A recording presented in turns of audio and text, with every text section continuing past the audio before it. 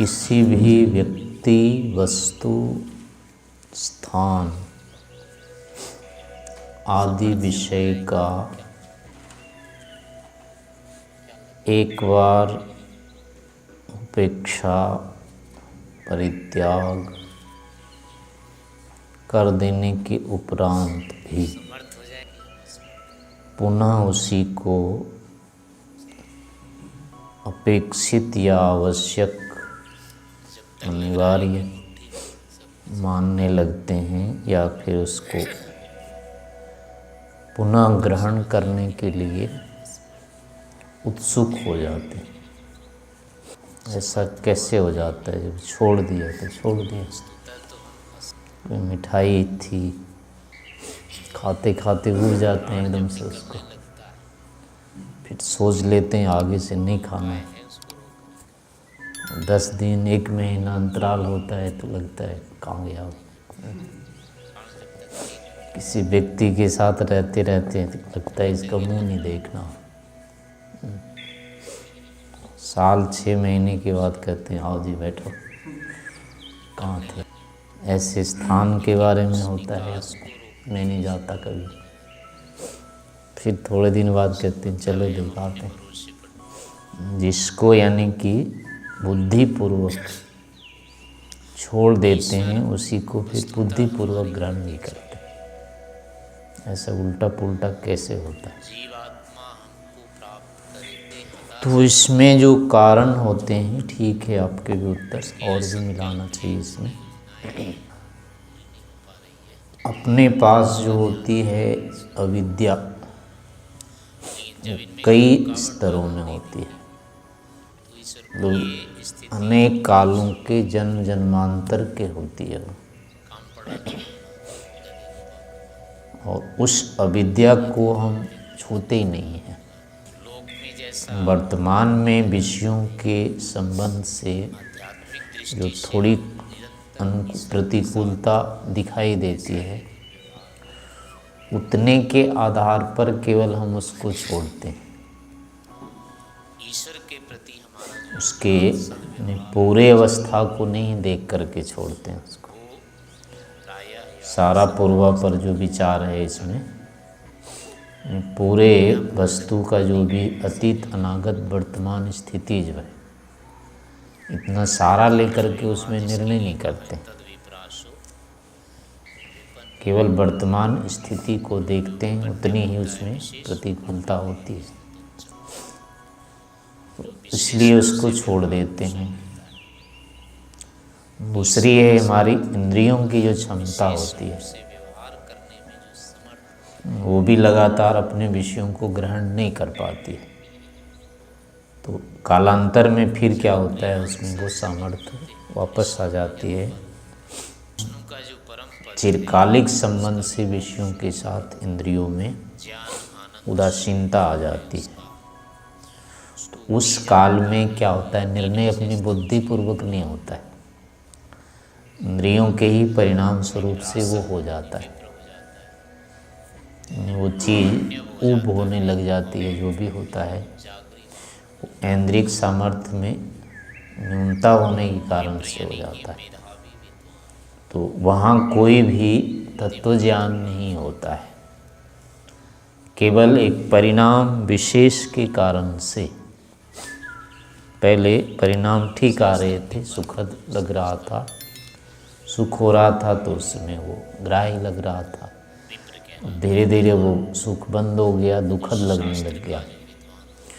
तो उस प्रतिकूलता मात्र से हम मान लेते हैं कि अब छूट गया, ये छोड़ दिया, इसको हमने ग्रहण करने की इच्छा वहाँ बंद हो जाती है। लेकिन ये हम ग्रहण इसको कर क्यों रहे हैं, इसको भी नहीं वहाँ लाते हैं विशेष रूप से। और फिर इसका क्या होगा आगे, फिर से ये ऐसा ही होगा, इसको भी नहीं देख पाते। तो इस कारण से उसके जो मूल भाग होते हैं, जिस निमित्त से हमारी प्रवृत्ति होती है, उस निमित्त तक नहीं जाते। इस कारण से क्या होता है, वो फिर वापस कालांतर में स्थिति बदलती रह जाती, वही जो एक बार गया फिर वो वापस आ जाता है। परंतु ये जो स्थिति है बहुत क्लिष्ट है, इतना साधारण भी नहीं है। इसके लिए योग दर्शन व्यास भाष्य में बताया है, ये वस्तुतः संस्कार दुख के कारण से होता है। इसका मूल कारण है संस्कार, और इसके ऊपर नियंत्रण होता है, उसका है अक्षिपात्र कल्प। जो योगी होता है वही इसका निराकरण कर सकता है। ये पुनः पुनः विषयों का जो ग्रहण हो जाता है, ये एक संस्कार दुख ही है एक तरह से, संस्कारों के कारण से होती है।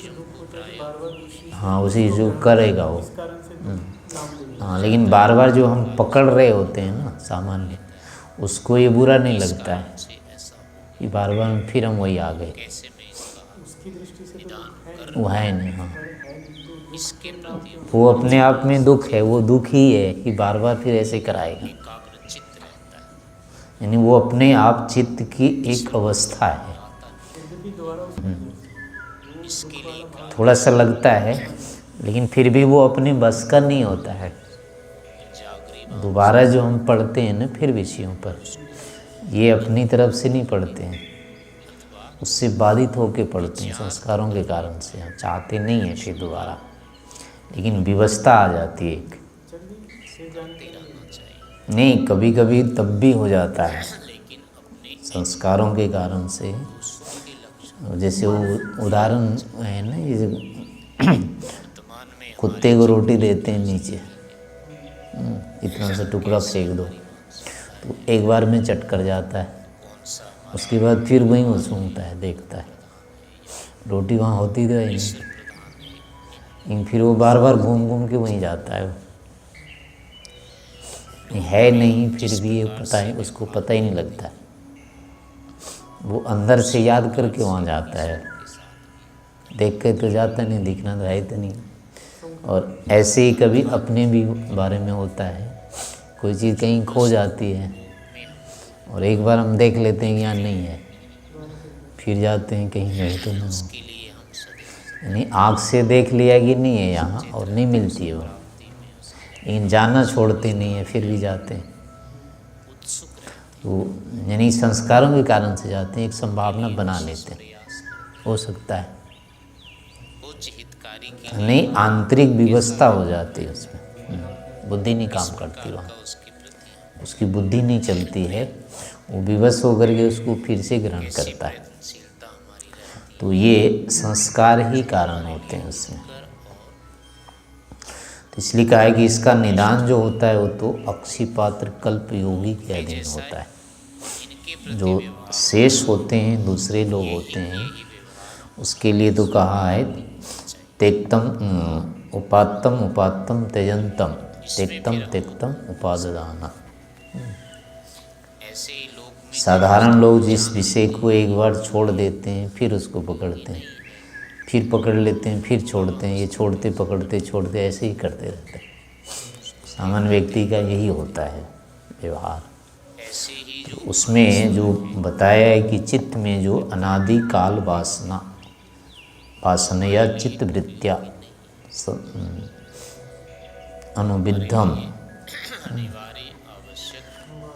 अनादिकाल वासना चित्त वृत्तियाँ, अनादिकाल की वासनाओं से जो बाधित चित्त की वृत्ति होती है, उसके कारण से ये जो छोड़ने योग्य है उसको पकड़ लेता है, जो पकड़ने योग्य है उसको छोड़ता है।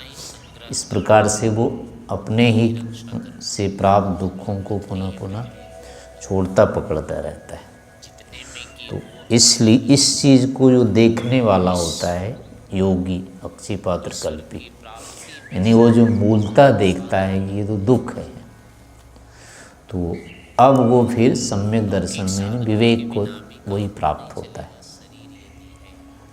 जिसको ये लग गया कि ये तो ऐसे ही होता रहता है, यानी इसका भी एक स्वभाव ये है, प्राकृतिक है ये, इसमें ये स्थितियाँ बदल बदल के आती रहेंगी, एक बार आएंगी एक बार जाएंगी, एक बार आएंगी, ये होता रहेगा।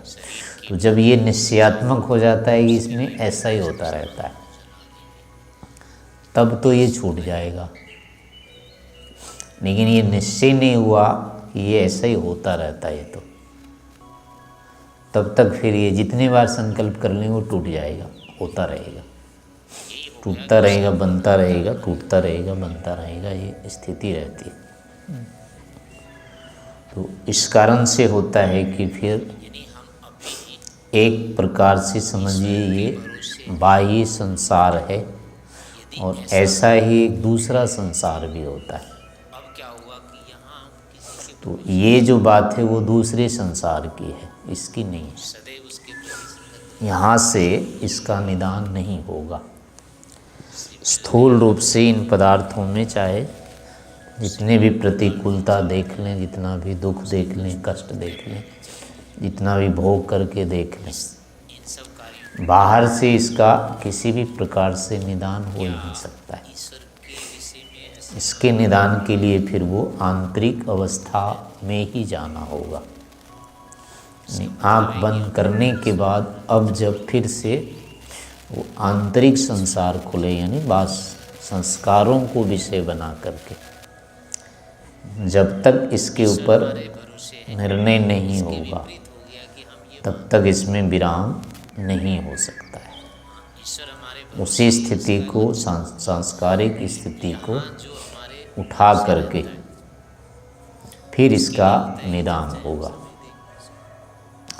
और वो जो संस्कार बनते हैं वो भी एक ही प्रकार से नहीं बनते, कई प्रकार से बनते हैं। जैसे यहाँ भी किसी भी वस्तु को प्रतिकूल होते हुए भी हम पकड़े रहते हैं।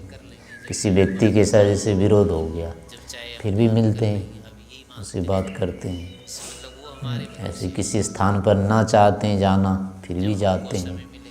ऐसी और कोई वस्तु होती है उसको फेंक देना चाहते हैं, अब कपड़ा पुराना हो गया उसको उतार देते हैं, नहीं पहनते, लेकिन एकदम से नहीं फेंकते हैं उसको। उसमें कई कारण होता है कि ये नहीं, इस कारण से अभी काम आएगा। अनेक व्यवस्थाएं होती है जिस कारण से क्या होता है, उसका पूरा एक साथ प्रक्षेप नहीं होता, फेंकना नहीं होता, हटना नहीं होता उससे, कोई न कोई अन्य विशेषता दिख जाती है। अब जैसे भोजन के लिए ही है, तो भोजन में हो गया कि चलो अच्छा भोजन खाते खाते उब गए, अब फिर हो गया कि चलो दूसरा प्रतिकूल इतना भोजन आ गया, ये वो मीठा खाते खाते उब गए थे, लेकिन कालांतर में तीखा इतना मिल गया, ये अब क्या करें, फिर से हुआ कि नहीं चलो फिर वापस मीठा ले लेते हैं। तो ऐसे ही हो गया कि नमक ज़्यादा दाल में पड़ गई किसी दिन, तो अब हुआ कि हमने गुड़ खाना छोड़ रखा है, लेकिन जिस दिन दाल में खूब नमक आ गई, अब क्या करें। तो किसी ने बताया कि गुड़ डाल दो, तो नमक का प्रभाव कम हो जाएगा। तो अब क्या करेंगे, चलो थोड़ा सा गुड़ डाल देते हैं, तो वैसे गुड़ खा लिया। अब ऐसे कहा कि मिर्ची खानी ठीक नहीं है, लेकिन किसी का कहा नहीं, इससे पेट साफ हो जाता है। तो अब हो गया कि औषधि है, चलो वैसे तो नहीं खाते हैं, लेकिन औषधि के रूप में क्या वादा है। तो ऐसे हुआ कि ये मिर्च है, देखो ये तो काली लाल वाली नहीं है, एकदम बहुत छोटी सी है, तो लेकिन बहुत तीखी है। तो कहा अच्छा, हमने तो देखा ही नहीं था ऐसा, चलो थोड़ा सा चख के देख लेते हैं तीखी है भी कि नहीं। तो छोड़ दी थी पहले, लेकिन अब एक विचित्रता उत्पन्न कर दी किसी ने उसमें। यहाँ से नहीं, तो कश्मीर में होती है, यहाँ भी थोड़े, इधर नहीं होती है मिर्च, पहाड़ों पर होती है। इसको देख लो खा करके, तो वो कहेगा अच्छा है पहाड़ की। यहाँ तो प्रतिबंध था उसका, वो यहाँ के खेत के नाम से था, चीज़ वही है, लेकिन वो खेत बदल गया उसका, अब हो गया कि नहीं ये दक्षिण का है, ये कश्मीर का है, ये विदेश का है। ऐसे अनेक प्रकार के से संबंध उसमें जुड़ जाते हैं, दूसरे दूसरे नए नए। और उन नए संबंधों के आधार पर फिर से क्या होता है, हम पिछली चीज़ों को फेंक देते हैं, हटा देते हैं और फिर जुड़ जाते हैं। ऐसे भोजन के समय अपने आप कह देते हैं अब नहीं खाएंगे, लेकिन बांटने वाला कहता है एकदम गरम गरम है, देखो तो इस बार। तो वो कहते हैं अच्छा तुम कह ही रहे हो तो चलो कोई बात नहीं, एक बार देख लेते हैं। फिर ऐसे ही हो गया कि ये गरम गरम है, ये करारी है, पहले वाली ठीक नहीं थी, उतनी नरम थी एकदम, ये पक्की है पूरी तरह से, पहली थोड़ी थोड़ी कच्ची थी।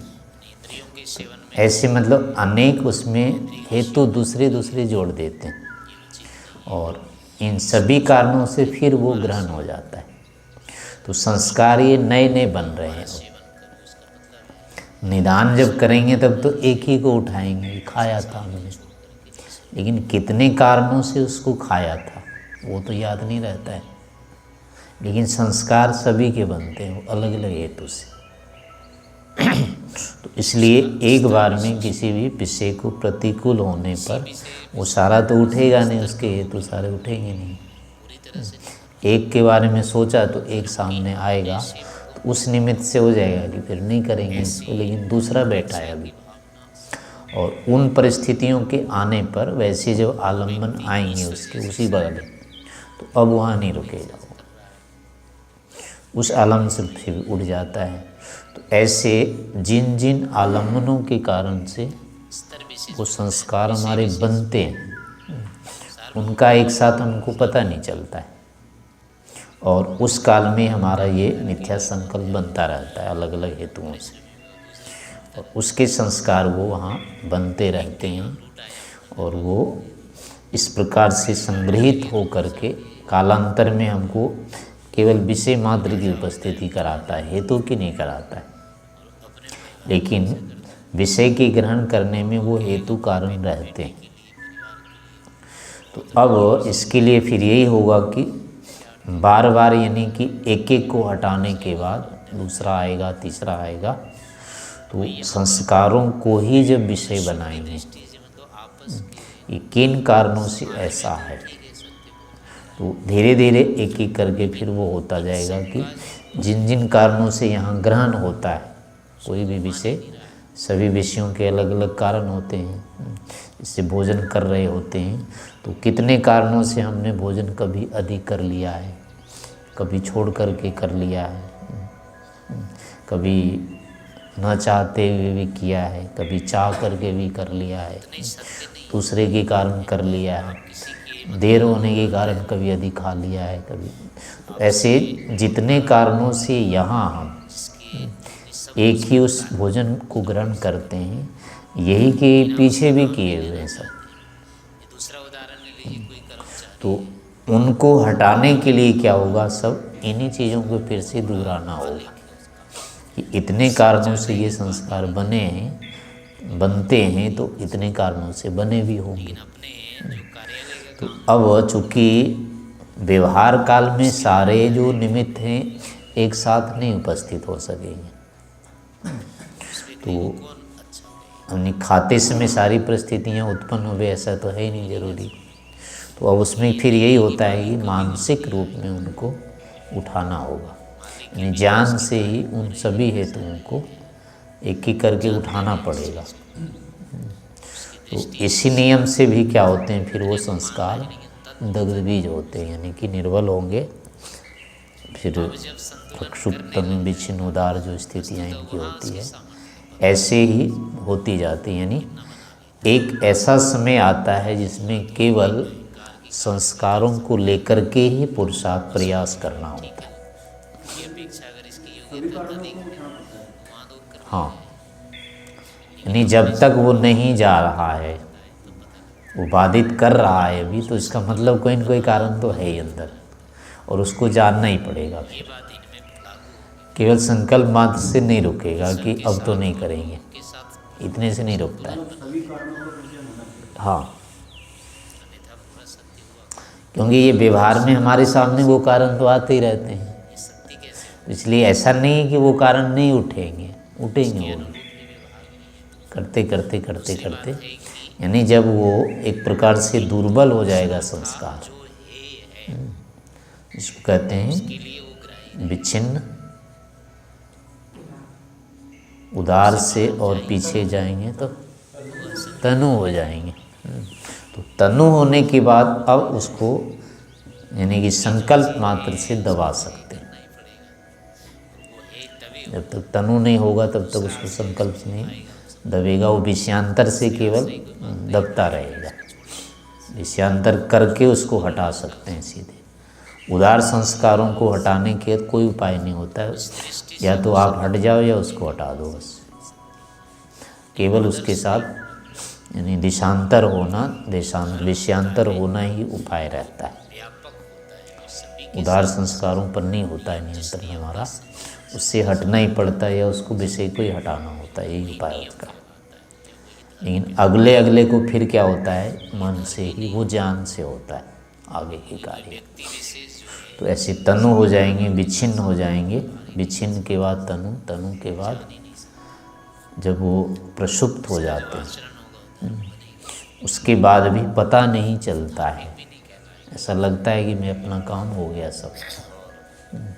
लेकिन आलम्बन आने के बाद फिर थोड़ी सी स्फुरना होती है, तो अब उस समय वो निमित्त उठेगा, फिर उसके कारण थोड़े थोड़े से उभरते हैं। तो अब उसको पकड़ने के बाद उसका अगर ठीक ज्ञान वहाँ हो गया कि नहीं ऐसा ऐसा होना चाहिए, उसके बाद वो समाप्त हो जाएगा, फिर निष्क्रिय पूरा हो जाएगा। वही दग्ध बीज की स्थिति होती है, जब उसके मूल का हम ठीक तत्व ज्ञान कर लेते हैं। मिथ्या ज्ञान जो होता है उसके विपरीत ज्ञान जब हो जाएगा, इसके बाद अब वो सक्रिय नहीं होंगे, दब जाएंगे पूरी तरह से, यानी उसको ही दग्ध बीज कहते हैं। ये स्थितियाँ समाधि में होती है, बाहर नहीं होती, चिंतन मात्र से भी नहीं होगा ये केवल यानी भाव रूप में ही उठते हैं। ऐसे उद्गार उठेगा अंदर, लगेगा कि हाँ ऐसा कर दें, नहीं करें, उसको फिर यानी समाधि अवस्था में जाके संकल्प मात्र से ये जाता है, वैसे नहीं जाएगा ये। तो इस कारण से क्या होते हैं, इसकी दो अवस्थाएं हो जाती हैं, एक बाह्य अवस्था है, आंतरिक अवस्था है। तो आंतरिक अवस्था में जाकर के इसको जब तक नहीं हटाते हैं तब तक नहीं जाएगा।